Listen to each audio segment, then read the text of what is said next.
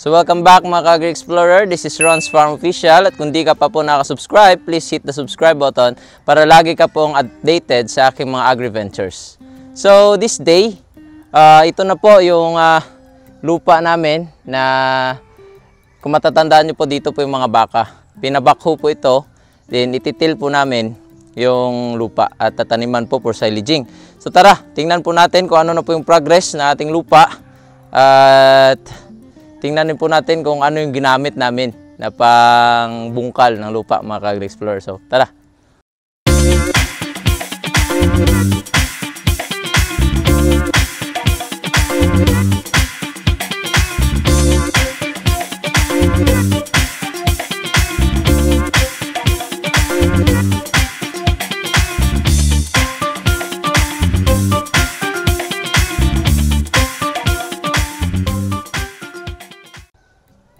So yun na nga mga ka-Agri Explorer, medyo pawis po tayo kasi nag-tractor po tayo. Ginamitan po natin ng hand cultivator or hand tractor ang ating lupang pinabakho. So dati po, tinamnan na po namin ito. Marami po ditong tinanim ng mga horticultural crops like eggplant, pipino. At actually nakatanim na rin po ako ng sweet corn ditong side sa may gilid. Pero sa kasamang palad, hindi po yun na-continue. At lumipas po yung pandemic. At ilan pang mga taon, hindi na po talaga naalagaan ng lupa. Plus pa po, dito po pinapastol yung mga baka natin. So as you can see, doon po lahat ng mga baka natin, mga ka-Agri Explorer, yun po sila.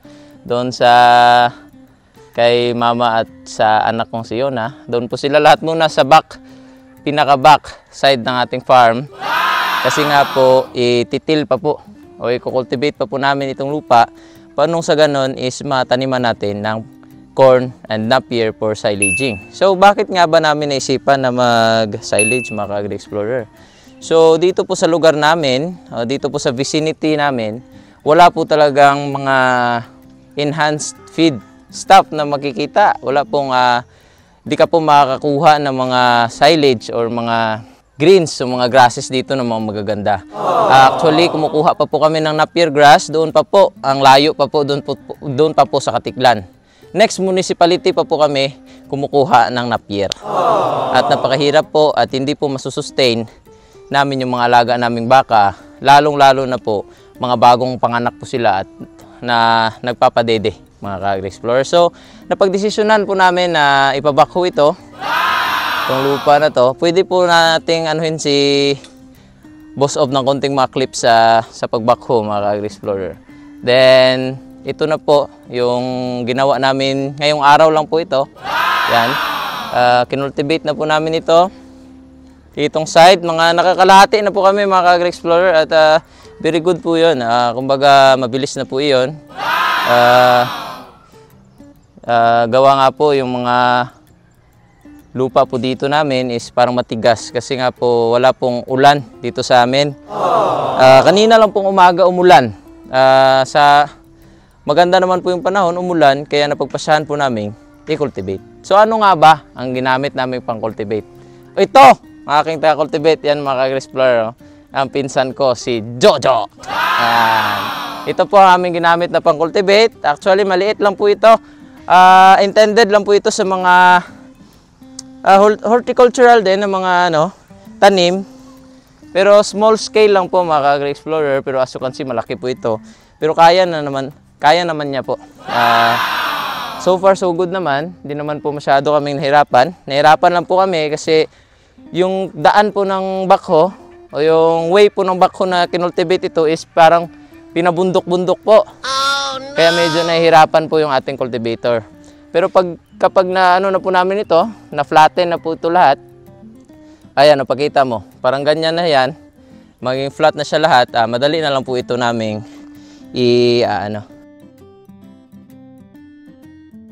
ipopulverize mga ka-Agri Explorer. So yan, ito na po siya, parang sobra nang kalahati yung nagawa namin this day. Bukas siguro, baka kung umulan pa po siya, mas better, mas mapapabilis ang aming pag-cultivate dito.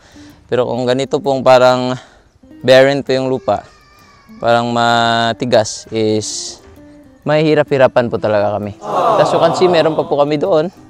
Lupa pa po na yan, lahat yan is i-hand cultivator pa po natin. Then, isa pa po sa mga nagpapahirap dito is ito. As you can see mga ka-agri-explorer, napakaraming mga damo, ugat, sanga na natira. Kahit binako na po, dami po kasi nga po, ano po ito, marami po ditong mga puno at marami po mga ugat-ugat. So yan, tingnan natin mga ka-agri-explorer kung paano kami mag-hand tractor. So ganyan lang. Kailangan pogi lang habang na-hand tractor, ganyan. Yan lang, takbong ano lang, takbong beautiful. Yan, ganyan lang po mga agri-explorer. Meron po kami suyod sa likod para po makakatulong pa po yan sa pag-flatten ng lupa. Kasi nga po, dito sa amin, hindi po siya flat. Meron pong side na mataas, meron din po side na mababa. So, with the help of suyod po, o yung tawagin sa English is rake, is mapaplaten po yan. Parang magiging uniform yung height ng lupa. Yan, tignan nyo po. Small but terrible po ang ating cultivator. Kaya niya pong daanan ang mga bundok-bundok ng mga malalaking lipak ng bato. Pero, konti-unti lang po mga ka-agri-explorer kasi hindi po natin gusto na masira rin po ang ating cultivator. Yan po, no, medyo nahihirapan po talaga. Kasi parang ano po kasi talaga eh. Meron pong mga parang ginawa ng bako, ginawa niya ng mga hills. Hills. Napakahirap po i-cultivate. Pero sipag lang po at syaga, kakayanin po yan ng ating small but terrible na hand tractor. Ayan nga po, ayan. Tingnan po natin. Dito po dati, sa pagkakatanda ko po, sitaw po dito yung tanim ko dati. Sitaw. Ditong part ng inaararo ng aking cousin. Yan. So magkano nga ba mga ka-agri-explorer yung ginasto namin sa pag-cultivate nitong lupa namin? So unahin po natin yung computation sa pagbili po niyang hand tractor. Binili po namin yung hand tractor, nagkakalaga po yun ng 30,200 at 32,500 mga ka-agri-explorer. At may kasama na po yung rake, then may kasama na ring plow, single plow, then tilling blade na 12 blades. May kasama na po siya. Then, yun. Kasama na may ano na rin po siya, warranty and everything. And then, sa pagpabakho po mga ka-agri-explorer, medyo naguluhan po kami sa pagpabakho kasi medyo may ano po kami, technical difficulties o hindi pagkakaunawaan ng nagbakho po dito. Kasi yung amin pong usapan, yung akala kong usapan namin is 10,000 pesos para sa transportation ng backhoe, then 3,500 per hour. But sadly, pagkatapos po ng paggawa nila, yung inabot lang po nitong lahat is 4 hours mga ka-agri-explorer. Kasi nga po, hindi naman po namin pinahukay talaga. Parang isang scoop lang po, then ihulog niya lang. Parang yung intended lang po, or intention lang po namin is maano lang po talaga siya, mag-loose. Then tsaka po namin dadaanan ng hand cultivator. Pero sadly, sabi po nila, meron pong 8 hours minimum. Pero base po sa napag-usapan namin, hindi po tayo pumayag, no, na 4 hours lang po yung trabaho, then 8 hours po ang babayaran natin. So 24,000 lang po ang binayad ko. 10,000 sa transportation, then 14,000 para sa 4 hours na trabaho po ng kanilang backhoe. So ilan na po yun mga ka-agri-explorer? So ito po yun. I-compute na lang po ng ating editor na si Boss Obs. Ito po yun. Then, yun lamang po. Wala pa naman kaming gastos na iba. Bali, ito pa lang pong tractor. Then, backhoe. Then, sa gas naman po pala, so far, napakatipid po. 300 pesos pa lang po ang nabili namin gas. Hindi pa po niya nauubos, mga ka-agri-explorer. Ito na po yung nadaanan niya. Kanina pa po kami dito. At di pa po niya nauubos yung 300 pesos na gas. Then, marami pa po ditong gagastusin. At mga, ano pa po, mga pataba, then seeds, at mga waterer and everything, i-update po talaga namin kayo mga ka-Agri-Explorer. So stay tuned po mga ka-Agri-Explorer at sabayan nyo po kami dito sa aming journey na pagsa-silage. At abangan nyo rin po yung dadating na mga Brahman na baka o pure breed Brahman na baka na dadating dito na si Papa po bumili sa Batangas. At ipapakita po natin yung lahat at kung ano po yung pinapakain natin. Lahat po ng formulation, lahat po ng gagawin namin dito is i-update po namin kayo mga ka-Agri-Explorer. So stay tuned and sana po suportahan nyo kami. So tara mga ka-Agri-Explorer, let's work! Tingnan nyo po ako, sabayan nyo po ako, magtatrabaho po tayo dito, magta-tractor po ako. Nang sa ganun is ma-inspire din po kayo na gawin at magtanim ng silage para sa ating mga alagaing baka. So let's go!